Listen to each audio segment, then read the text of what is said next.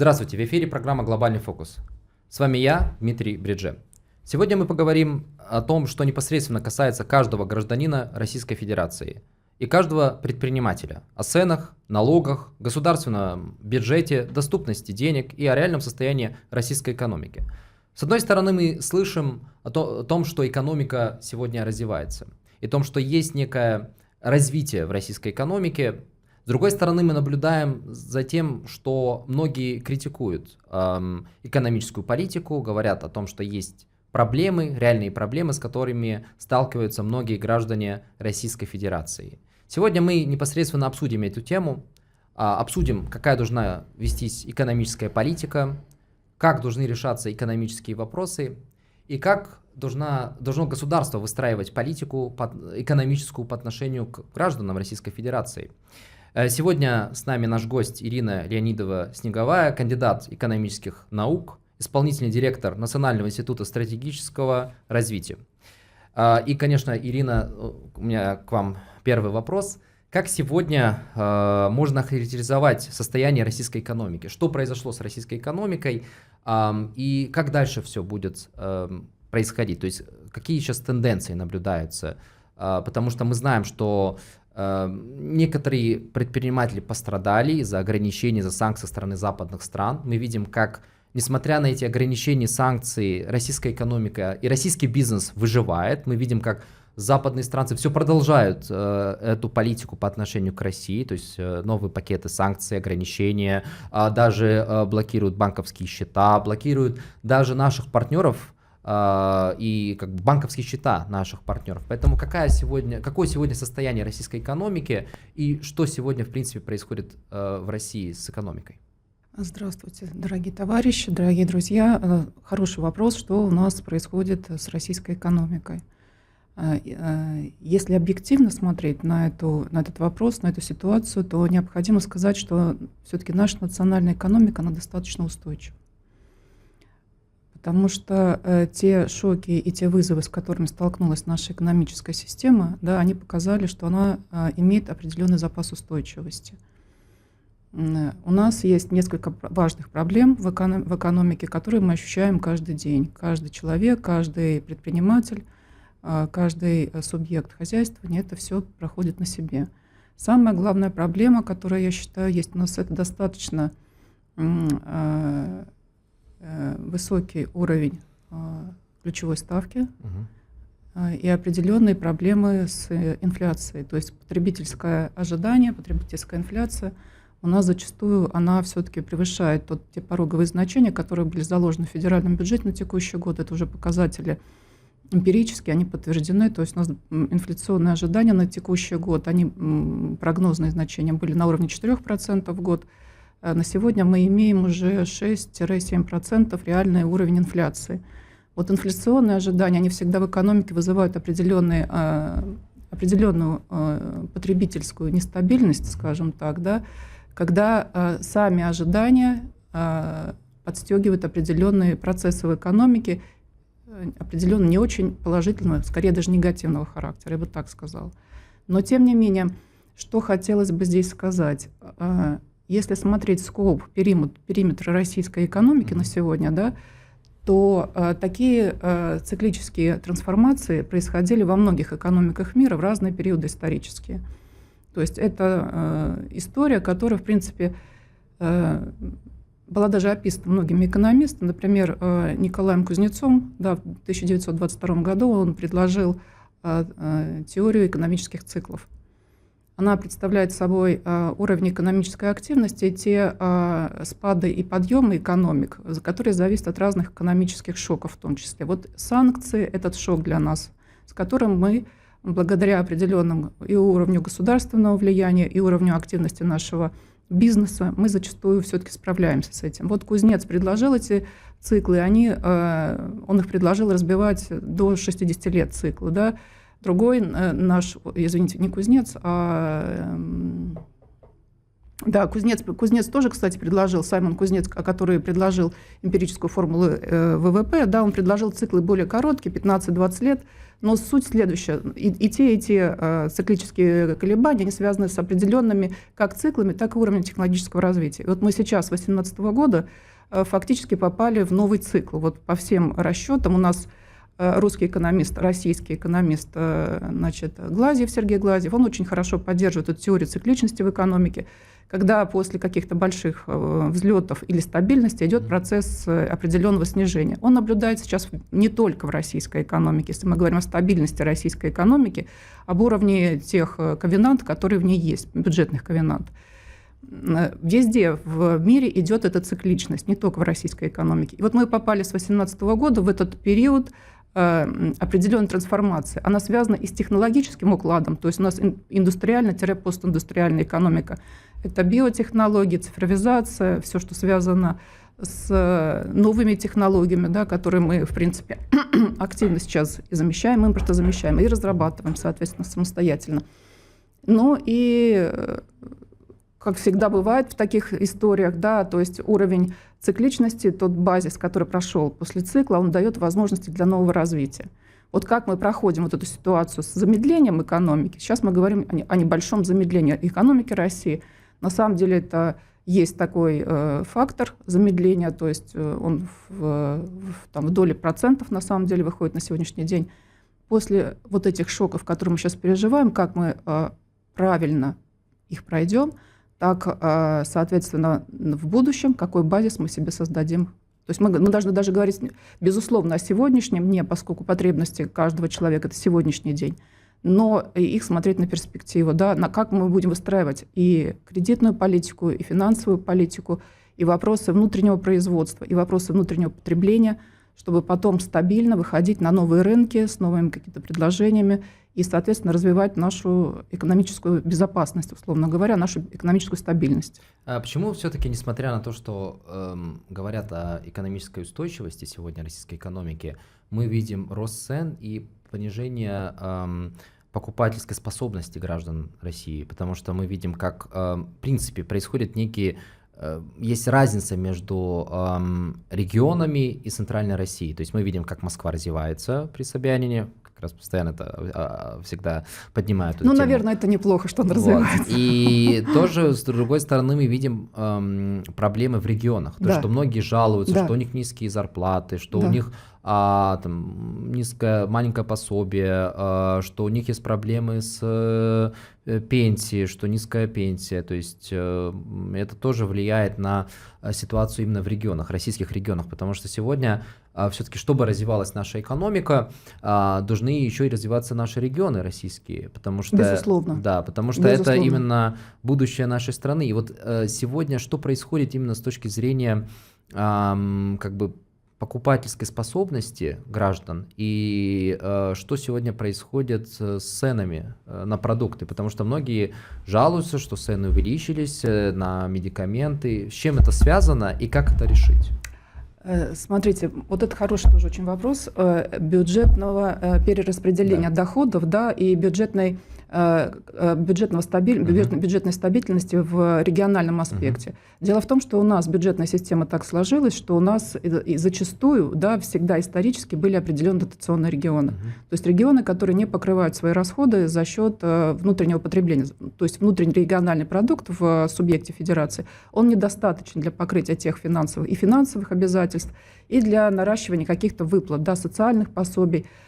И здесь вопрос вот этой трансформации, какие производства перераспределять, в какие бюджеты регионы их трансформировать, вот эту производственную базу, производственный потенциал страны, да, он всегда стоял ключевым. У нас есть стратегические документы в стране, которые предусматривают пространственное развитие с точки зрения исключения рисков дисбаланса экономического развития. Почему у нас растут цены? Вот этот вопрос... он задается каждому из нас. Когда мы приходим в магазин, да, соответственно, и вы очень правильно сказали, лекарства, продукты и лекарства – это базовый набор потребления у человека, по которому сразу человек ощущает уровень цен, уровень тех рисков, которые к нему приходят с точки зрения денежного потока, да, когда он платит за что-то. И вот здесь ситуация очень интересна на самом деле. Почему она интересна? Потому что у нас уровень инфляции, текущий уровень инфляции и прогнозный, который закладывается в бюджет, Росстатом считается по потребительской корзине. То есть есть определенная потребительская корзина, набор товаров, работ и услуг, которые покрывают базовые потребности человека. У Росстата это 550 наименований товаров, работ и услуг, которые первой необходимости. То есть это одежда, которая покрывает физиологические потребности, продукты питания, ЖКХ, связь, транспорт. И в эту же корзину входит набор товаров, работ и услуг дорогостоящего характера. Телевизоры, там, покупки, которые длительного пользования, поездки те же самые на отдых. И вот поскольку мы входим в магазин каждый день, да, и у нас на базовый набор, вот этот базовый набор, не на телевизор, потому что телевизор, он будет отложенная инфляция. То есть вот это на дорогостоящие покупки, если инфляционный процесс будет нарастать, мы потом увидим, да, как-то у нас это, потому что есть складской запас у магазинов, да, а продукты, они, соответственно, идут в первую необходимость, человек сразу на них чувствует уровень инфляции, сразу. При этом совокупность, если считать по 550 позиций, которые заходят в Росстат, она может быть усредненная. Вот о чем речь, понимаете? Поэтому мы чувствуем тот завышенный уровень инфляции, который у нас может быть по и сезонным, да, факторам, которые влияют на сезонность фактора. И, безусловно, надо принимать во внимание те новые условия, в которых мы живем в настоящее время. Да, это поиск новых логистических цепочек, которые нам должны поставить импортные. Из-за этого цены дорожают тоже, потому что непосредственно, когда продукт шел напрямую из какой-то страны, сегодня Да. мы видим, когда он идет через какую-то третью страну, либо страны СНГ, либо страны Персидского залива, и это, конечно же, усложняет задачу для продавца и для покупателя. То есть цены в несколько раз подорожали, и это тоже влияет, конечно, на покупателей.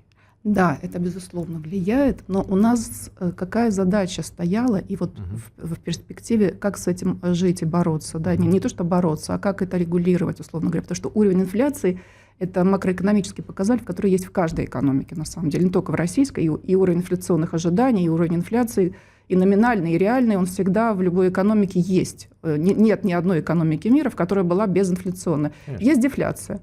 То есть обратная ситуация, да, когда цены падают, это тоже такой небольшой кризис в экономике. То есть есть много состояний экономики, которые требуют регулирования. Как раз госрегулирование как раз и является вот этим механизмом сдерживания инфляции. То есть задача государства, Центробанка в данном случае у нас, да, это сдерживать уровень инфляции. У Центробанка есть ковенанты, есть бюджетные ковенанты по инфляции. Это было 4%, как я уже сказала. Сейчас это 6-7, у нас уже реальный уровень инфляции.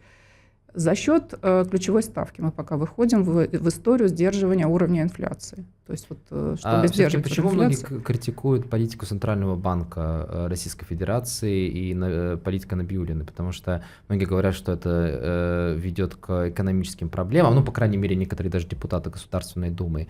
Вот насколько они правы с точки зрения этой критики? То есть, я не могу сказать, насколько кто-то прав или не прав. Да? Есть несколько позиций, есть несколько экспертных позиций, есть несколько позиций промышленников, предпринимателей, есть позиция обычного человека, условно говоря. Да?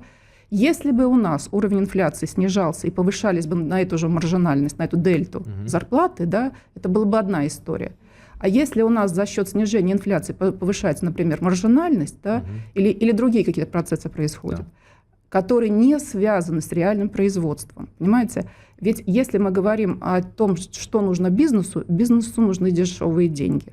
Ему нужно инвестировать, реинвестировать, расширять производственную базу, и товары должны быть, по идее, дешевле, да, потому что на рынок выходят новые товары. Они должны быть более высокого качества и более технологичные, условно говоря. Но это же ведь процесс длительный. То есть нужно, чтобы построить какое-то большое предприятие, да, нужно инвестировать достаточно большие денежные средства. Это большой временной период, то есть уровень вот этого лага временного, когда инфляция почувствует стабилизацию, он может быть несколько лет, понимаете? Поэтому Центробанк, наверное, я думаю, очень правильно сейчас поступает, хотя мы все ожидаем, и бизнес ожидает, что уровень инфляции, уровень ключевой ставки, простите, он будет опять понижаться. То есть мы никто не ожидаем, что он будет повышаться, потому что все-таки на это завязано очень много показателей. Это потребительское кредитование, это возможность людей покупать новые товары, опять же, расширяя корзину потребления, удовлетворяя свои потребности, улучшая качество жизни. Потому что чем дороже товар, тем у людей меньше возможностей. Это аксиома, да, купить этот товар. Здесь тоже такой очень сложный механизм государственного регулирования. Поэтому вот критиковать что-то, оно как бы очень просто на самом деле. А вот понять, что если мы будем снижать очень сильно ключевую ставку, и мы будем получать возрастающую динамику в инфляции, а инфляция, это, опять же, она стукнет, опять же, по первым базисным товарам, да, то есть по тому набору товаров, которые у нас покупают каждый день, каждый человек, и в том числе менее защищенные слои населения. Это вот, опять же, вот эта вот история, она стукнет в первую очередь именно по лекарствам, да, по первому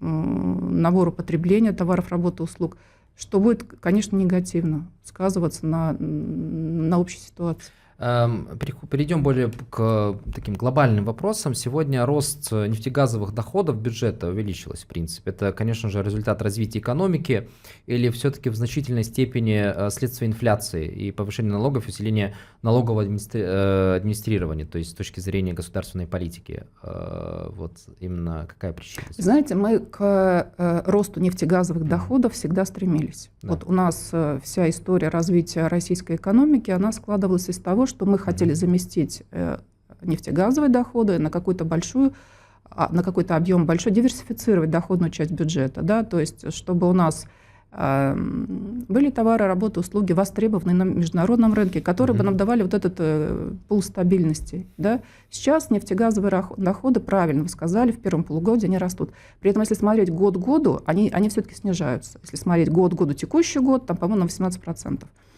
Вот. За счет чего произошло это увеличение? Ну, я бы сказала, что это все-таки многофакторная такая история. Это не история одного какого-то фактора, понимаете? А тут растет и инфляция, да, тут и растут какие-то новые рынки, мы все-таки находим их, да, идет определенная конвергенция торговых взаимоотношений с странами, которые покупают наши товары, они есть востребованные товары. Поэтому сказать, за счет чего нефтегазовый доход, это надо проводить вот такой четкий эмпирический анализ и считать, за счет чего. На самом деле это неплохо, да, это неплохо, что они растут. Ну вот опять возвращаясь к истории с доходами от нефти, газа и прочих, да, полезных ископаемых наших.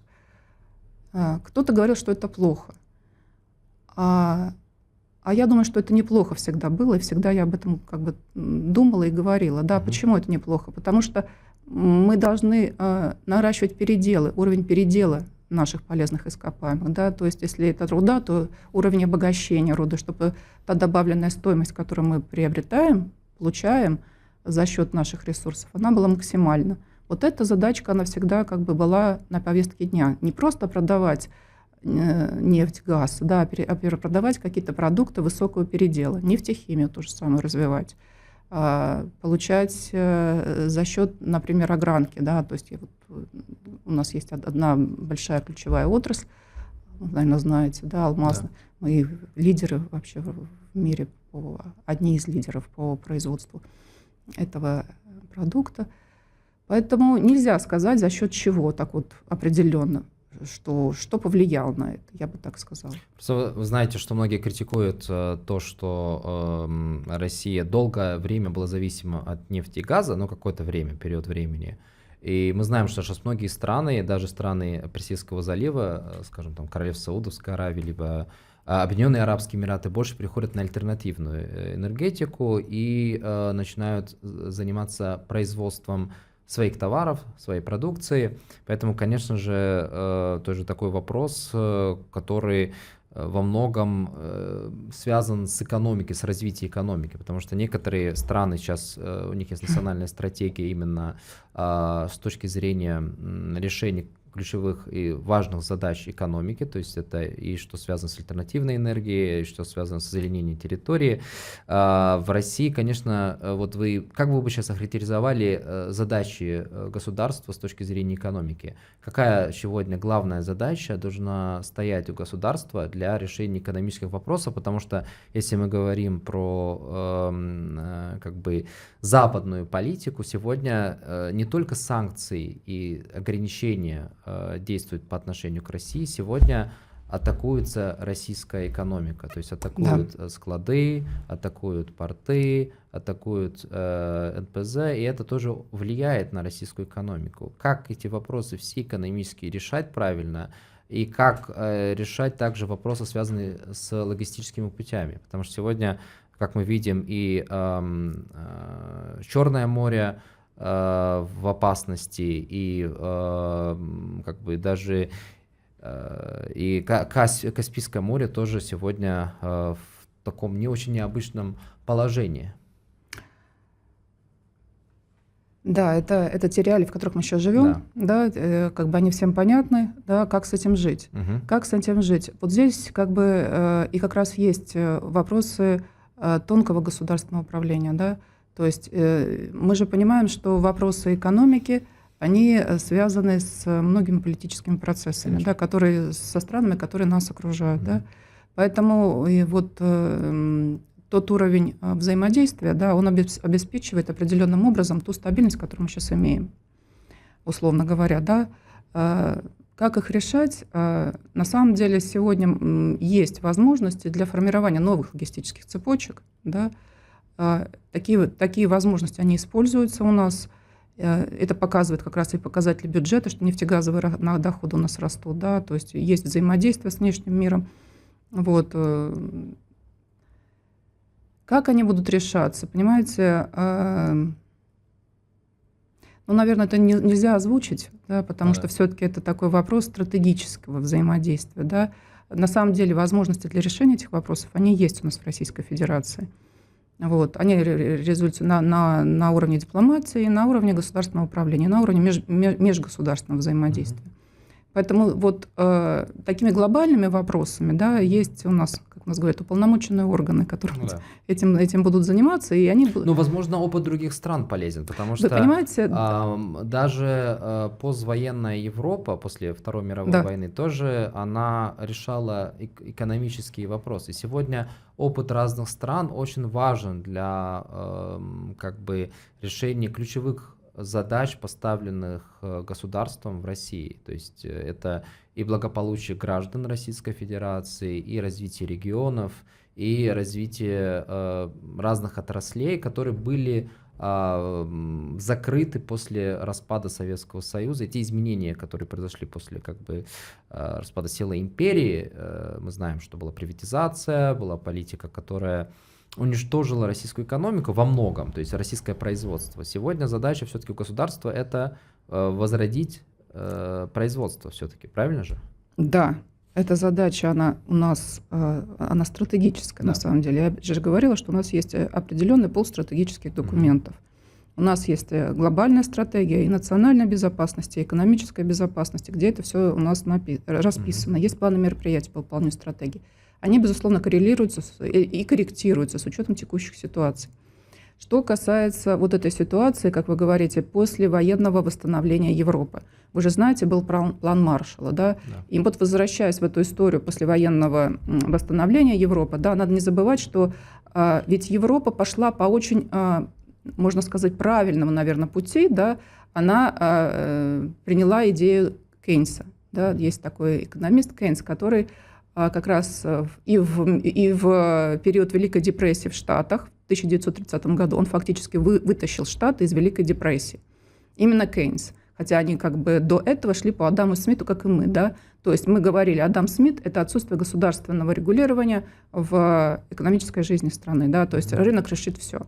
Рынок решит все. Вот как у нас физиократы, Адам Смит, мы говорили, что у нас были такие последователи, которые говорили, рынок решит все. Вот невидимая рука рынка, она приводит к ужасающим последствиям, которые у нас были в стране в конце, вот, как вы сказали, развала полной экономики. Фактически экономика, да, действительно была в ужасающем состоянии, все мы это помним, и я это помню, потому что это было мое детство и юность, и это была ужасная ситуация. И вот эту историческую память, да, что государство не должно вмешиваться в экономику, она, собственно говоря, себя на сегодняшний день изжила. Вот эта теория, вот эта тенденция, вот этот вектор. Государственное влияние, государственное управление в экономике сейчас – это очень важный аспект вообще жизни. Да? То есть не может быть сегодня ни одного сложного или там стратегического проекта, который бы не коррелировался с общими государственными интересами, я бы так сказала. Поэтому восстановление, вот вы говорите, экономики, это все-таки работа двух векторов, да, государства, бизнеса на благо человека. Опять же, возвращаясь, да, к этой истории, мы не можем создавать экономику, которая бы работала сама на себя. Вот, и это везде у нас сейчас в документах стратегического планирования, опять же, в документах, связанных с бюджетными расходами, это все подчеркивается. Социальные выплаты, социальные пособия. По мере наполнения бюджета эти обязательства исполняются. И они будут исполняться, как я думаю, я уверена, в приоритетном порядке. Так же, как и две других цели. Это обороноспособность и технологическое развитие. Технологическое развитие – это внутренний спрос, внутреннее производство как раз, об этом речь. А что сегодня происходит именно с пополнением бюджета Российской Федерации? То есть есть ли дефицит и какое состояние сегодня российского бюджета? То есть есть ли проблемы именно с точки зрения поддержки разных отраслей? Потому что эта тема поднималась даже в средствах массовой информации. И вот какая ситуация сегодня российского бюджета? Есть у нас бюджет, в бюджете дефицит бюджета, он у нас присутствует. Да, такая история, в принципе, она ожидаема на самом деле, потому что у нас первоначально по 426 закону, это федеральный бюджет на текущий год, у нас уровень бюджетного дефицита был 1,6, по-моему, ВВП. 1,6% от ВВП – это около 3,8 миллиарда рублей. Это вот у нас бюджетные показатели были. Сейчас мы выходим на 5,7 миллиарда рублей, это 2,5% от ВВП. На самом деле это не очень большой дефицит бюджета, и у нас есть источники его покрытия. То есть мы за счет внутреннего заимствования и Фонда национального благосостояния, да, мы его возмещаем те недостачи, скажем, поступлений, которые есть на самом деле. Главное, чтобы этот процесс был контролируемый, чтобы эта динамика кризисного бюджетного дефицита не пришла в какую-то более активную фазу, я считаю. Да? Сейчас мы с этим справляемся, я считаю. Наша экономика пока... Мы пока видим... Самая главная проблема у нас у граждан сейчас, которая ощущается каждый день, да, это все-таки те инфляционные ожидания и реальные инфляционные процессы, которые есть. Но вот совсем недавно президентом было дано поручение мониторить уровень потребительских цен, да, то есть по всей цепочке, от первого поставщика до конечного покупателя. То есть это как раз история, о чем я сказала. Первый рубеж оценки уровня инфляции – это всегда потребительские товары первой необходимости. Продукты, лекарства, проезд, какие-то другие связанные с жизнью расходы, с постоянными ежедневными тратами. Тогда человек сразу видит уровень инфляции.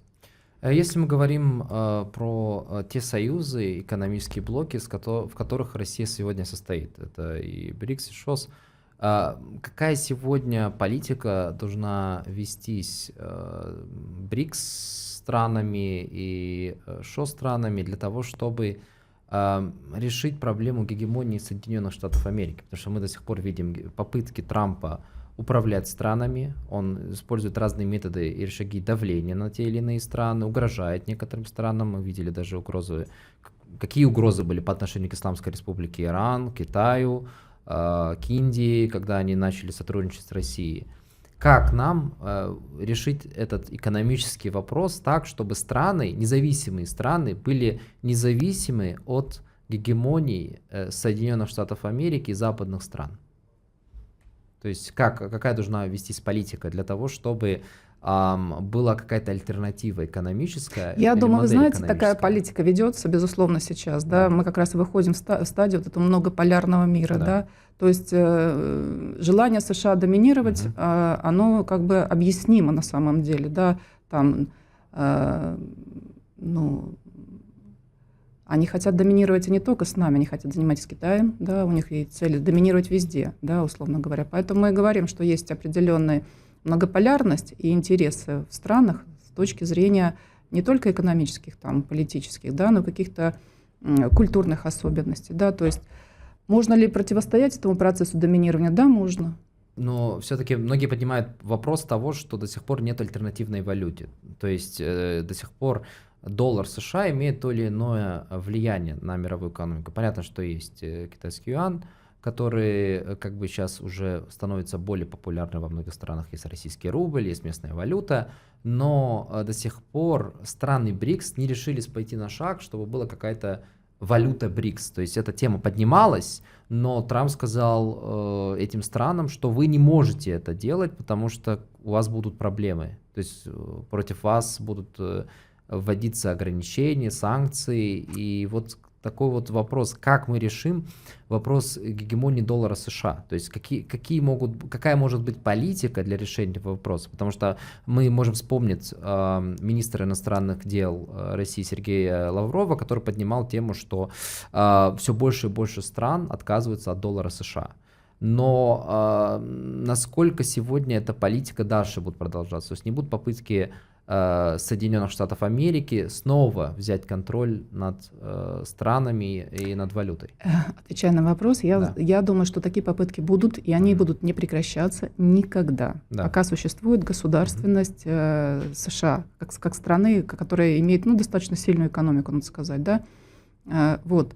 Что касается доллара, да, если мы говорили сейчас о Кейнсе, да, о Джоне Кейнсе, вот он как раз был один из основателей Международного валютного фонда, на самом деле, вот той организации, которая продвигает, да, эту валюту, доллар США, в настоящее время, да, вот у него есть механизмы продвижения, они и в советское время, как бы, не в советское, а уже постсоветское время, на стадии распада СССР, да, вот эти все идеи валютных кредитов, да, которые нам предлагал МВФ, на каких условиях, да, это все. А это та же самая экспансия доллара была у нас на территорию России, да, вот такая история у нас была.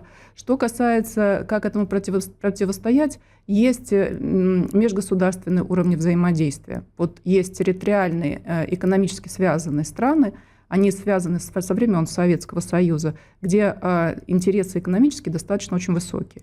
Обоюдная взаимовыгодная торговля, она обеспечивает как раз возможность переходить на альтернативные методы расчетов.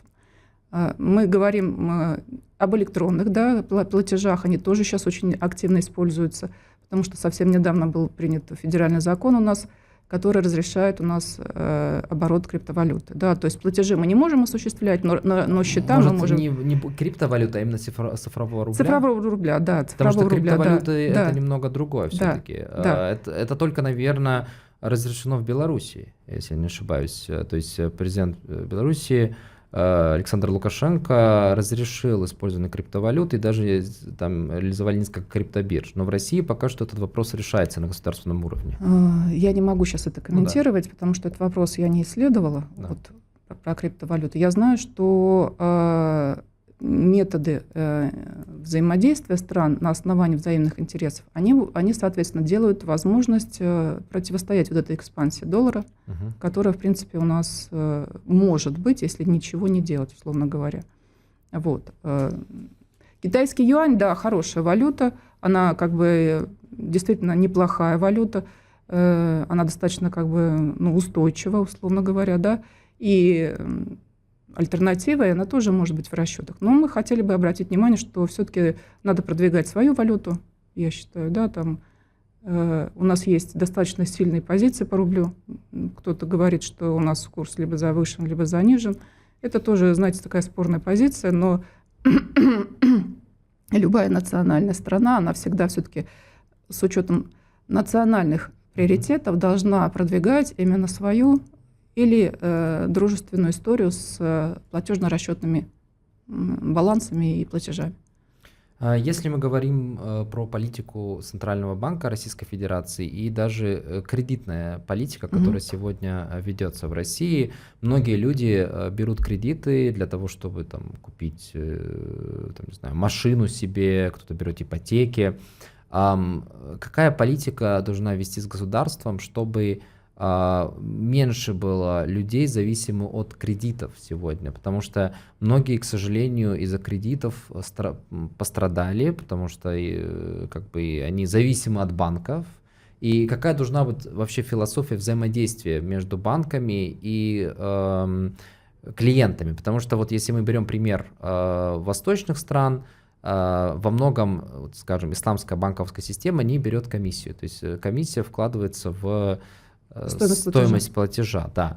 Вот какая сегодня политика кредитная должна вестись в России, чтобы меньше людей были зависимы от кредитов, чтобы люди чувствовали некое развитие экономики? Понимаете, ведь кредит — это всегда замещение тех доходов, которые отсутствуют в текущем моменте. Да? И кредит — это всегда финансирование будущих расходов. Да? То есть человек не может накопить определенно большую сумму для покупки какой-то вещи или объекта, который он желает иметь. У нас была политика активного кредитования ипотечного, да, вот последние годы мы активно кредитовали ипотеку, да, то есть у нас развивалось строительство очень активно за эти периоды. Вот. И потребительские кредиты, они были очень доступны. Но мы столкнулись с такой ситуацией, когда потребительские кредиты зачастую, да, они вгоняли фактически некоторых людей, да, в эту кабалу, в эту зависимость кредитную, что очень нестабильно для семей. Да, то есть это все-таки в семье, да, такая история. Человек взял кредит, да, человек не может с ним расплатиться. Человеку надо платить, обслуживать этот кредит. Поэтому много говорилось о финансовой грамотности, да, то есть на каких условиях каждый кредит должен выдаваться, условно говоря. Даже регламентировались порядок и форма кредитных договоров, как они должны быть оформлены, да, чтобы это было все прозрачно, чтобы эти ставки были, расчетная ставка писалась вообще на титульном листе большими буквами, фактическая стоимость кредита, сколько человек со всеми накрутками, со всеми платежами, штрафами, пенями, фактически, или там реальный банковский процент, который он заплатит за этот кредит. Вот. Что касается вот сейчас, как ситуация обстоит с этим делом, я бы все-таки не советовала, или вернее, как сказать, не советовала брать кредит без четкого финансово-экономического обоснования. Первое, нужно ли это брать, нужно ли это. И второе, нужен обязательно расчет. Очень четкий расчет и риски. Да, какие риски человек несет по обслуживанию этого кредита. То есть любой кредит, он должен подходить к этому вопросу очень разумно человек. Потому что кредит, это, опять же повторюсь, это очень жесткие финансовые обязательства. То есть его нельзя не отдать, или мы выходим в процесс банкротства человека, который налагает огромное количество ограничений, вплоть до исключения возможности занимать управляющие позиции там какие-то, да, или там другие есть условия, которые влияют на судьбу человека фактически. Поэтому, с другой стороны, всегда было, да, у нас в экономической теории и в практике, что кредиты разгоняют спрос, да, на рынке, и, соответственно, экономическая активность, она увеличивается.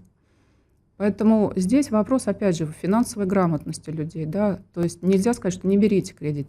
Можно брать кредит, но вопрос опять, на каких условиях, с какими подходами к этому процессу подходить, как оценивать риски, и вопрос возвратности кредитов, конечно.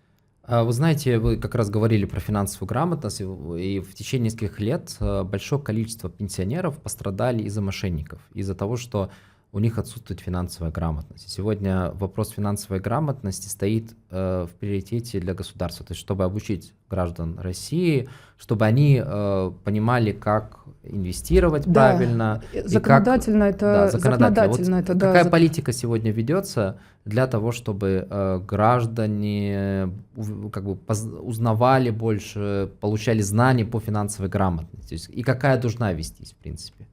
Ну, какая должна вестись, она сейчас ведется, на самом деле, она неплохая политика. Да, вот опять же, обязательство банка по раскрытию полностью всей информации по кредиту. Банк уже не может, как раньше, там мелким шагом, хотя есть такие, да, у нас банковская система достаточно широкая, да, достаточно обширная, но есть законодательные требования по оформлению договоров, по информированию заемщика о полной стоимости кредита. Да? Понимаете, какое дело? Ведь когда мы обучаем кого-то финансовой грамотности, идут процессы параллельные, да, то есть мошенники придумывают все новые и новые способы обхода тех законодательных положений, которые сейчас есть, и той практики, которая есть. Поэтому здесь как бы надо все-таки обращаться либо к специалистам, да, либо более осмысленно подходить к этим процессам. Если мы говорим про инвестиции сегодня, вот многие до сих пор инвестируют в российскую экономику, потому что считают это приоритетом для государства. Кто-то решил как бы отказаться от взаимодействия с российской экономикой и как бы перешли на страны Азии, либо там, открыли свой бизнес в странах залива, в Объединенных Арабских Эмиратах. Как нам так сделать, чтобы наши предприниматели инвестировали в нашу экономику? И как так сделать, чтобы иностранцы, которые приезжают в Россию, задумывались о инвестициях в Россию, то есть инвестируя в те или иные отрасли? Потому что до сих пор мы не видим конкретную политику, государственную политику для привлечения иностранных инвестиций с дружественных стран. То есть мы такой не видим пока тенденцию, что вот какие-то некие инвестора инвестируют в те или иные отрасли. Как этот вопрос решить и как повысить уровень доверия российских предпринимателей для того, чтобы инвестировали в российскую экономику, там, в сельское хозяйство, в разные IT-решения? Ну, смотрите, вот если смотреть объем инвестиций по годам, нельзя сказать, что у нас нет инвестиций. И нельзя сказать, что у нас иностранных инвестиций. Инвестиции с иностранным участием, не так называется, инвестиции с иностранным участием.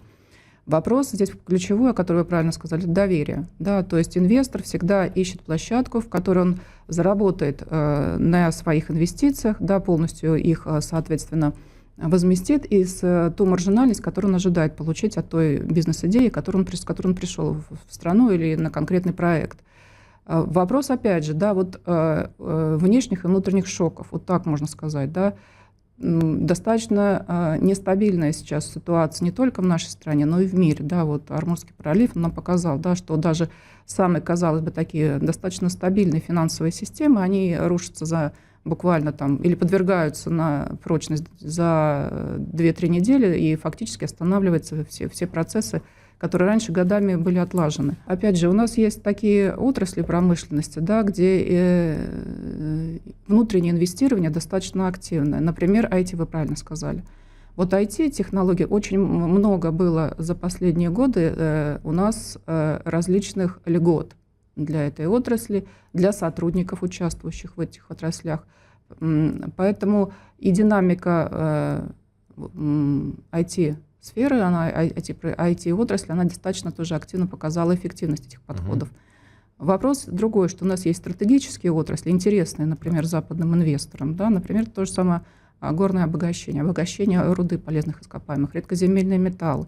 Все, что интересно с производством пшеницы, да, например, или других средств и продуктов, которые у нас выращиваются в стране и производятся в стране. Вот. Вопрос в том, что, наверное, что не очень хорошо иностранные инвесторы понимают условия инвестирования. Вот здесь, наверное, ключевой фактор, что недостаточно понятно внешнему инвестору, как инвестировать, на каких условиях, какие документы нужны, к кому обратиться, насколько это долго, какие риски существуют. Вот здесь как раз есть проблема, наверное, да, что вот это поле непонятного, оно пугает зачастую, да, инвестора. Оно пугает и внутреннего инвестора, который не квалифицированный инвестор, потому что у нас есть квалифицированные инвесторы, которые достаточно активно играют, например, на бирже, да, они понимают условия, например, биржевого инвестирования. Для промышленного инвестирования вот опять же возникает вопрос, как, куда, насколько долго, какая маржинальность. Поэтому вопрос администрирования вот этих процессов, он является здесь ключевым, мне кажется. То есть во многом зависит от также частного сектора, возможно. То есть частный сектор как может участвовать том, чтобы увеличить это доверие, то есть со стороны предпринимателей? Хороший вопрос. Мы вот как раз этот вопрос, отток у нас есть, да, от частных инвесторов. Понимаете, какое дело? Ведь частный инвестор – это физическое лицо.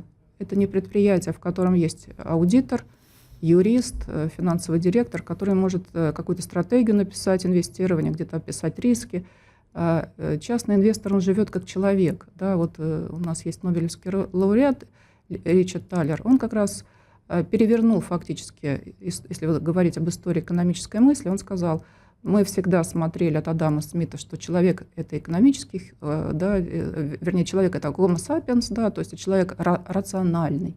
То есть мы всегда экономический процесс в экономике рассматривали с точки зрения рациональности человека. На самом деле человек иррационален. Зачастую у него вот эти страхи, риски от внешних, от внутренних шоков, от нестабильности, они заставляют его поступать так, что, например, ему не нужна уже, например, маржа, которая должна была поступить на этот вклад, например, или еще что-то.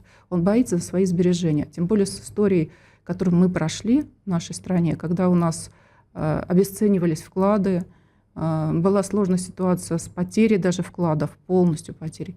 Люди это помнят, понимаете, это нельзя забыть. Оно передается, как вы понимаете, из поколения в поколение. Вот этот поколенческий тренд, когда это уйдет, да, это уйдет только с полной финансовой стабильностью, когда люди будут или мы же ввели систему гарантирования вкладов, да, которая покрывает часть потери вклада или полностью вклад в зависимости от суммы.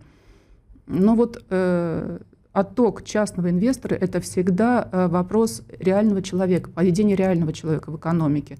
Здесь нельзя его критиковать. Надо работать с макроэкономической стабильностью, с инфляцией, с ключевой ставкой, с процессами инвестирования, чтобы люди, если они хотят инвестировать, да, а люди хотят на самом деле, потому что дополнительный доход от инвестиций, он всегда является определенным вспоможением в решении определенных жизненных, экономических, других вопросов.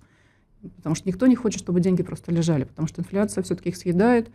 Но здесь, видите, баланс. Что переваривает? Да, желание заработать или страхи? Страхи сейчас важнее. У людей вот этот страх, он ощущается. То есть во многом все зависит от государства. Насколько государство сможет убедить инвесторов и также частный сектор, то есть найти общий язык с ними, как я понимаю. Понимаете, ведь убеждение, как сам процесс, он в финансовых вопросах работает не всегда. Человек, особенно инвестор, он смотрит и ощущает через призму своего внутреннего понимания процессов, да, с периметром той информации, которую он воспринимает из разных источников. Если он принял решение снять вклад или прекратить процесс инвестирования, да, то убеждать его в этом каким-то образом здесь оставить. Это, если мы убеждаем в этом, мы должны брать риски на себя. Да? То есть ведь человек, если поменяет решение какое-то, да, исключить процесс инвестирования или прекратить процесс инвестирования, и он как бы сошлется на то, что меня вот кто-то убедил или что-то в этом роде, это не очень хорошо работает на самом деле. Работает финансовая стабильность, работает гарантированное инвестирование. Хотя гарантированное инвестирование как такового, конечно, нет. Везде инвестирование сопряжено с определенными рисками. Вопрос только уровня этих рисков, снижения уровня этих рисков. Какая сегодня ситуация, экономическая ситуация в странах Европейского Союза или Европы? То есть мы знаем, что они ввели ограничения по отношению к России. С 2014 года ведется политика, санкционная политика. И вот что сегодня происходит в экономиках стран Европейского Союза? Насколько они пострадали и что ожидается? Понимаете, когда начался процесс, да, санкционный процесс в отношении нашей страны, да, ведь мы предупреждали и наших европейских коллег, и иных контрагентов, я не буду называть, что процесс ограничения товарооборота между Россией и Европой очень сильно скажется на обоих да, сторонах. Нельзя здесь найти проигравшего или выигравшего, понимаете? Ведь когда накладывались санкции, была идея фикс, что это очень сильно ударит по России. И то, что мы с 2014 года фактически живем в условиях достаточно жесткого санкционного ограничения, и мы имеем такую экономику сейчас, которую мы имеем сейчас, кто бы что ни говорил, все-таки наши как бы недруги ждали, что оно упадет сразу, да, мы не выдержим, баланса стабильности не хватит. Но, как видите, да, и этот как бы, да, не строй себе могилу, говорится, да, там, или как у нас говорят, такая есть поговорка, да. Ведь этот же весь процесс перекинулся на Европейский Союз. Очень, очень сложная ситуация в Германии, с промышленностью Германии, да, потому что большая доля товарооборота, автомобили в том числе, они приходили к нам сюда, здесь, соответственно, либо сборочные производства у нас локализованы были, замещение нефти и газа, да, но у них тоже идет, но цены достаточно высокие для них, в той диспропорции, которая была по отношению к российскому уровню цен. Это все сказывается у них также на макроэкономических показателях. У них растет безработица, да, у них замедляется темпы роста. То есть ситуация у них достаточно критичная тоже. Я бы даже сказала, она более критична, чем у нас. Более критична. Потому что у России, я вот подчеркну, у нас достаточно большой запас прочности. У нас есть большая сырьевая подушка безопасности, продовольственная достаточно большая подушка безопасности. И промышленные активы у нас есть, которые эффективно работают на самом деле. Есть такие активы, которые эффективно работают. То есть больше всего из-за этих ограничений и санкций пострадала сама Европа, не Российская Федерация, не российская экономика, а именно Европа, потому что они ожидали одно действие, а получилось совсем другое. Именно, как вы говорите, пострадали немецкие предприятия, которые развивались в тех или иных отраслях. В том числе, а если мы говорим про экономику США, насколько сегодня Соединенные Штаты Америки, экономика Соединенных Штатов Америки устойчивая? То есть насколько, в принципе, эта экономика сохранит некую свою гегемонию, влияние, а именно внутренняя ситуация в американской экономике? Понимаете, мы можем отслеживать уровень и динамику роста или падения американской экономики по тем показателям, которые публикуются, потому что мы не имеем внутренней информации, которая есть на самом деле в стране. Ну, условно говоря, в том периметре взаимодействия, который мы сейчас обсуждаем. Конечно, мы определенную информацию имеем, но ведь вся ситуация с вмешательством Соединенных Штатов во внешние процессы, да, за периметром Соединенных Штатов говорят о том, что они ищут резервы для возмещения тех потерь, для возмещения той нестабильности, которая у них есть на самом деле.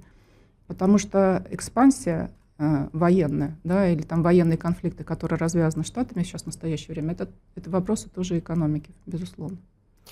Спасибо большое, Ирина Леонидовна, за содержательный профессиональный разговор. Мы сегодня обсудили ситуацию в российской экономике, также обсудили ситуацию и в экономике странах Европейского Союза. Потому что, как мы понимаем, сегодня экономика влияет на жизни людей и также и влияет государственная политика, потому что во многом государственная политика влияет на экономическую политику, и, конечно же, эта тема во многом актуальна для многих граждан Российской Федерации, ну и даже и для наших дружественных стран, потому что мы очень знаем, хорошо понимаем, как западные страны стараются использовать те или иные рычаги давления для того, чтобы заставить эти страны отказаться от взаимоотношения с Российской Федерацией. Спасибо большое за просмотр нашего выпуска. Вы смотрели программу «Глобальный фокус». С вами был Дмитрий Бридже.